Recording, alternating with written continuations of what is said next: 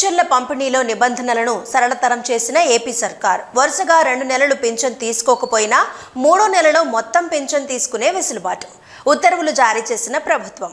ఏపీలో పెన్షన్దారులకు ప్రభుత్వం good news చెప్పింది. పెన్షన్ల పంపిణీని మరింత సరళతరం చేస్తూ ఉత్తర్వులు వెలువరించింది. రాష్ట్రంలో గ్రామ వార్డు సచివాలయ ఉద్యోగుల ద్వారా ప్రతి నెల మొదటి 2-3 రోజుల్లోనే లబ్ధిదారుల ఇళ్ల వద్దనే పెన్షన్ల పంపిణీ కార్యక్రమం జరుగుతోంది. అయితే గ్రామ వార్డు సచివాలయ ఉద్యోగులు పెన్షన్లు పంపిణీ చేసే సమయంలో లబ్ధిదారులు గ్రామంలో లేకపోతే ఆ నగదును ప్రభుత్వానికి వెనక్కి పంపుతున్నారు. దీంతో లబ్ధిదారులు ఆ నెల పెన్షన్ను నష్టపోవాల్సి వస్తుంది.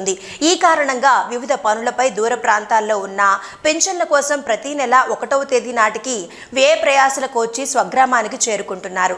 పెన్షన్ తీసుకున్న తర్వాత మళ్లీ పనులకు వెళ్తున్నారు. లబ్ధిదారుల బాధలను గుర్తించిన ప్రభుత్వం పెన్షన్ పంపిణీ నిబంధనలను సరళతరం చేసింది. 2 నెలల పాటు వరుసగా పెన్షన్ తీసుకోకపోయినా 3వ నెలలో ఆ మొత్తాన్ని ఒకేసారి చెల్లించాలని నిర్ణయించింది. ఈ మేరకు ప్రభుత్వం ఉత్తర్వులు జారీ చేసింది. అలానే వృద్ధాప్య పెన్షన్ తీసుకుంటున్న కుటుంబ యజమాని మరణిస్తే అతని భార్యకు మరుసటి నెల నుంచే వితంతు పెన్షన్ మంజూరు చేసేలా ఉత్తర్వులను ప్రభుత్వం జారీ చేసింది.